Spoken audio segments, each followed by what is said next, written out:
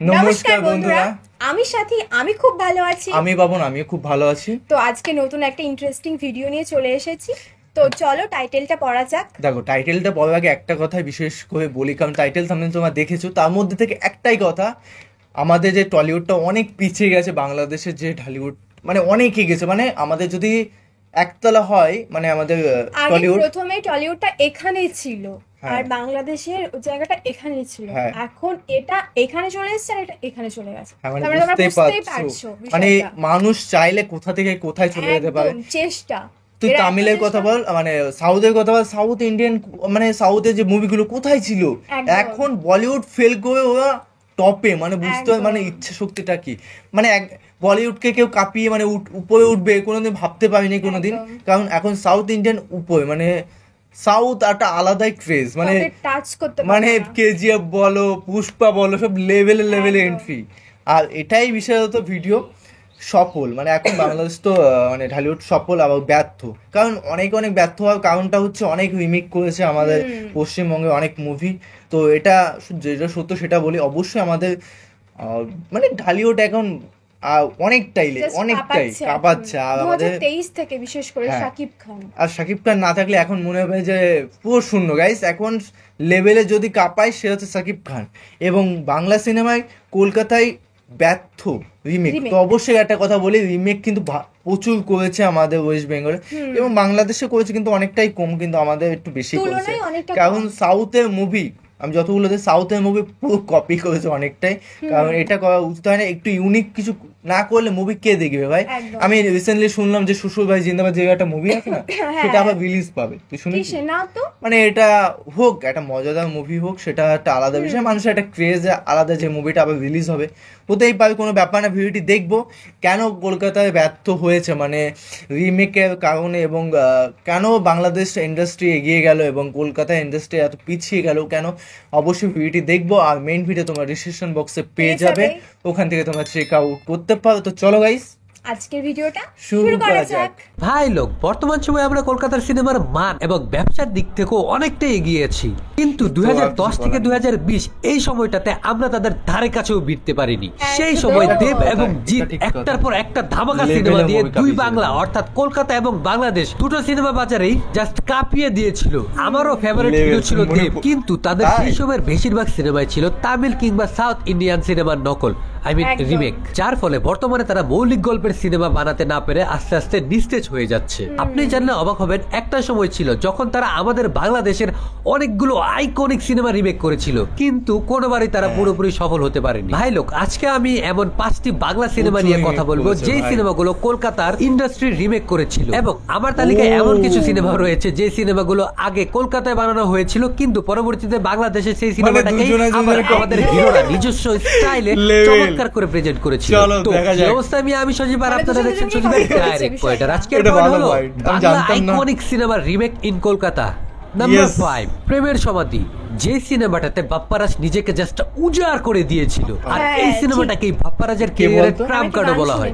সিনেমায় বাপ্পারাজের অনবদ্য অভিনয় আর প্রেমের সমাধি গানটি সিনেমাটাকে আইকনিক কাল্ট ক্লাসিক সিনেমা বানিয়ে দিয়েছিল। এই সিনেমাটাকে ঠিক রিলিজ হওয়ার 1 বছর পরেই বকুল প্রিয়া নামে কলকাতায় রিমেক করেছিল, যেটাতে অভিনয় করেছিলেন প্রসেনজিৎ স্যার। অনেস্টলি বলতে গেলে বকুল প্রিয়া সিনেমাটি প্রেমের সমাধি সিনেমার ধারে কাছেও আসতে পারেনি। যেখানে বাপ্পারাজের এক একটা শট জীবন্ত মনে হচ্ছিল, সেখানে প্রসেনজিৎ স্যারের অ্যাক্টিং দেখে মনে হচ্ছিল তাকে কেউ জোর করে অভিনয় করাচ্ছে। একদম ঠিক, এটাই ঠিক। হতে পারে না, আমি বিশ্বাস করি না। প্রেমের সমাধি সিনেমার সাথে কোনোভাবে ম্যাচ করাতে পারেনি। তবে দুঃখের ব্যাপার যে এত বছর পর প্রসেনজিৎ স্যার আজ কোথায় চলে গেছেন, আর আমরা বাপ্পারাজের মতো অভিনেতাকে কাজে লাগাতে পারছি না। নাম্বার 4, উল্টা পাল্টা, যে সিনেমাটা বহু ভাষায় রিমেক করা হয়েছে। প্রথমে দক্ষিণ ভারতে 2006 সালে ডিরেক্টর এস রাজামৌলি রবি তেজাকে নিয়ে বানিয়েছিলেন এই সিনেমাটি। পরবর্তীতে মহানায়ক মান্না এই সিনেমাটি রিমেক করেছিলেন উল্টাপাল্টা 69 নামে। যে সিনেমাটি দেখার পর আমার কাছে মনে হয়েছিল সিনেমার মধ্যে অ্যারেঞ্জমেন্ট কম থাকলেও অভিনয়ের দিক থেকে রবি তেজাকে অনেকটাই ছাড়িয়ে গিয়েছিলেন মহানায়ক মান্না। সিনেমায় কম বাজেট থাকলেও রবি তেজার থেকে ভালো অভিনয় করেছিলেন Manna.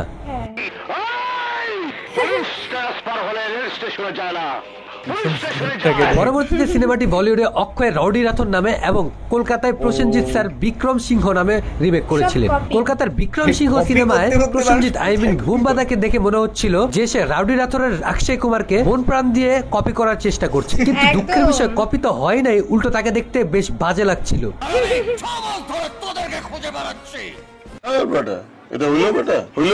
It's a very bad remake. Number 3, প্রিয়া আমার প্রিয়া।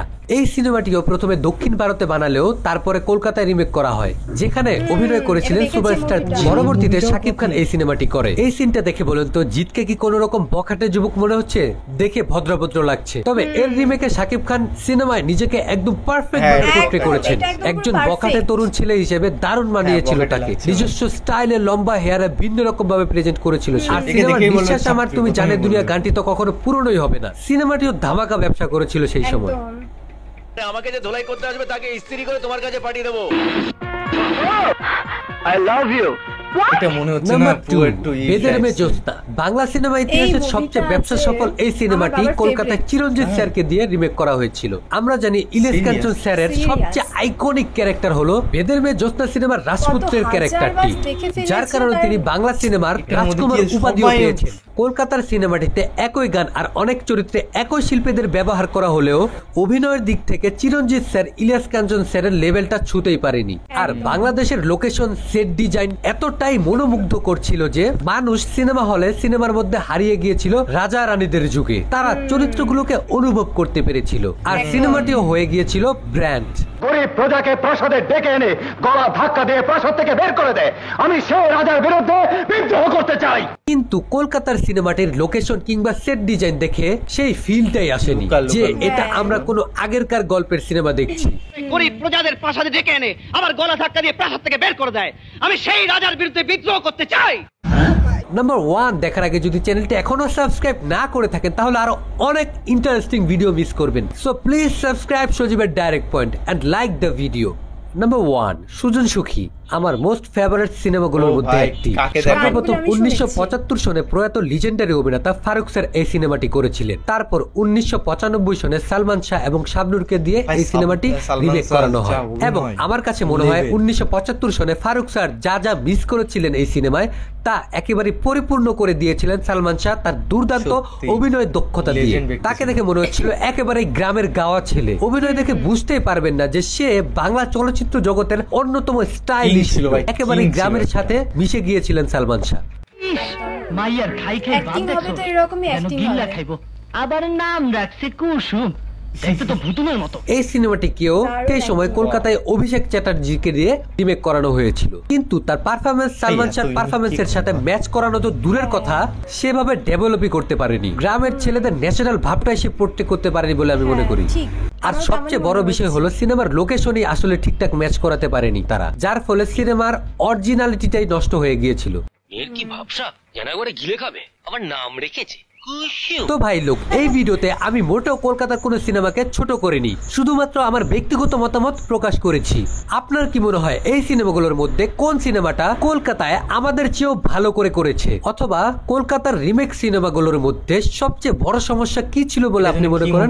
অবশ্যই আমার কমেন্টে জানাবেন। তো ভাই লোক, দেখা হচ্ছে পরবর্তী কোনো ভিডিওতে, ততক্ষণ দেখতে থাকুন সজীবের ডাইরেক্ট পয়েন্ট। তো মুভি মানে দেখতে দেখতে আমি ভুলে গেছি যে কন্টেন্ট শেষের সাথে আমি গেছিয়ে যাচ্ছি। তো একটা কথাই বলি, দেখো নিজের দেশেই তো মানুষ দিন শেষে ভালোবাসে। তো আমাদের যেগুলো মুভিগুলো দেখেছি সেগুলো তো এই দেশেই চলতো, আর বাংলাদেশের মুভি কিন্তু বাংলাদেশেই চলতো, যেহেতু সীমিত ছিল। এখন হচ্ছে সেই দিনটা নেই, এখন ইন্টারনেট অ্যাক্সেস মানুষ বেশি বেশি করতে পারছে। আগে টিভি ছাড়া কি দেখতো মানুষ? তো যেহেতু বাংলা ইন্ডাস্ট্রি বাংলাতেই চলতো, বাংলাদেশের তা বাংলাদেশে চলতো। আর প্লাস একটা কথা মনে পড়লো, সে ক্যাসেটের যুগের কথা। আমি ছোটবেলা প্রচুর বাজার করতে যেতাম, হ্যাঁ, মানে তখন কত 7-8 বছর, তা হুকুম, ঠিক আছে, মানে ওই বয়স থেকে আমি ক্যাসেট কেনার জন্য আমাকে 100 টাকা করে দিত বাজারের জন্য, ঠিক আছে, মানে সাথে শোন, তো 100 টাকা করে দিত, তার থেকে আমি বাঁচাতাম 15 টাকা বা 20 টাকা, সে ক্যাসেট কিনতাম। হ্যাঁ, প্রত্যেকটা দিন মুভি দেখতাম, 7-11 টিভিতে মুভি দেখার জন্য, মানে সে নতুন নতুন সে ক্যাসেটের মধ্যে এই মুভি আছে, তারপরে কার্টুনের ক্যাসেট, সেগুলো আলাদাই ফিল। যারা করেছ, বিশেষ করে ছেলে মানুষ, তারাই বিশেষ করে জানে যে সেই ফিলটা কি। সাদা কালো টিভির মধ্যে সিডি, তখন ডিভিডিতে ছিল না, সিডি ছিল, এখন সাথে ভাবছে যে কি হচ্ছে আমার সাথে। তো কারণ যে এটা আমি কখনোই করিনি, তো ছেলে মানুষ যারা আছে তারা ফিল করতে পারছো, মেয়েরাও টুকটাক অ্যাবজর্ব করতে পারছো অনেক ক্যাসেটের কথা শুনলে হাসি পাচ্ছে। তো যারা লেজেন্ড তারা বুঝে নাম, বেশি গভীরে গেলাম না। তো একটা কথাই বলি, মুভিগুলো কিন্তু দক্ষিণ ভারতের মুভিগুলো কিন্তু বেশিরভাগ কপি করেছে একদম, বাংলাদেশও হ্যাঁ। এবং ইন্ডিয়াতেও, কিন্তু বেশিরভাগ আমাদের ওয়েস্ট বেঙ্গলটা একটু বেশি কপেছে, Copy করেছে। কারণ একটু ইউনিক করার চেষ্টা মানুষ করেনি তখন, মানে ঝাপা তালে দিয়ে কন্টেন্ট, কারণ তখন বাংলাদেশি কন্টেন্ট আমাদের ইন্ডিয়াতে চলতো না। হ্যাঁ, তো যেহেতু ওরা এই সুযোগটা নিয়ে নিয়েছে যে আমরাও তাদেরটাই দেখবো, তাই না? তো এরকম বিষয়। তো এখন তো অনেক যুগ চেঞ্জ হয়ে গেছে, এখন যে যত বেটার কোয়ালিটি দিতে পারবে, যত মজা দিতে পারবে, ততই তো মানুষ অডিয়েন্স কনভার্ট হবে। এখন বেঙ্গল দেখ হাটে একটা মুভি বেরিয়েছিল, তাও তো হিন্দিতে শুনেছিস হয়তো জিতে। তো কথা আছে না, যেমন টাকা তেমন অভিনয়, যেমন অভিনয় তেমন টাকা, এটা ভুল ধারণা। যেমন গুড় তেমন মিষ্টি। এটা অনেকটা ঠিক, কিন্তু তুমি যদি অ্যাক্টিং না পারো, তুমি যতই মিষ্টি ঢালো না কেন, অবশ্যই অবশ্যই তো অবশ্যই। কিছুই হবে না। এখন একটার মধ্যে ফিল যদি না মানে না হয়, যেমন আমি পাচ্ছি না মাঝে মাঝে শর্ট ভিডিও মাঝে ফিল করতেই পারছি না, তো ফিল করার জন্য আস্তে আস্তে জিনিসগুলো করতে হবে। তো মুভির ক্ষেত্রে বাংলাদেশটা অনেকটা এগিয়ে গেছে, আমাদের কিন্তু একদম, অনেক হ্যাঁ। পিছিয়ে 90s এর মধ্যে চলে গেছে, এখন অনেকটাই ডেভেলপ করতে হবে, কারণ ডেভেলপ না করলে কিন্তু আমাদের চলবে না, ফ্লপ। একদম যত মুভি রিলিজ হবে ফ্লপ, কেউ কারণ দেখবে না। টাকা ইনভেস্ট জিনিসটা অনেকটা আছে, টাকা Matter যেমন করে। মেটার করে। তো এখন দেখো যেদিকে মানুষ গুড় ঢালে, মানুষ সেদিকে এগিয়ে যায়, এটা মিষ্টি, কারণ পিঁপড়েগুলো সেদিকে যায়। এখন এখানে মিষ্টি কম, এখানে পিঁপড়ে কমই কে যাবে। কি লাভ, কিছু তুমি একদম। আমি কেউই না, কেউ একদম। দেখবো না আমরা। তো অবশ্যই ভিডিওটি কেমন লাগলো অবশ্যই কমেন্টে জানাও, আর প্রেডিকশন বাগেরা তো ভিডিও অনেকগুলো দেখছে, অনেক একদম। অনেক তোমার রিকোয়েস্ট করছো, তো অবশ্যই চেষ্টা করবো কন্টিনিউ ভিডিও আনা, যেহেতু আমি ছিলাম না অনেক দিন, তো এগুলো প্রথমে বলা উচিত ছিল। আর যেহেতু আমার ফোনে আওয়াজ হচ্ছে, সাউন্ডটা বন্ধ করে দিই। তো চলো গাইস, নতুন একটা ফ্রেশ ভিডিওতে দেখাবে, এরকম সাবস্ক্রাইব করে দিও, এরকম একদম। ভালোবাসা দিতে থাকো। আর কিছু বলবি? এই তো কিছুই বলবে না, চলো বাই বাই, টেক কেয়ার।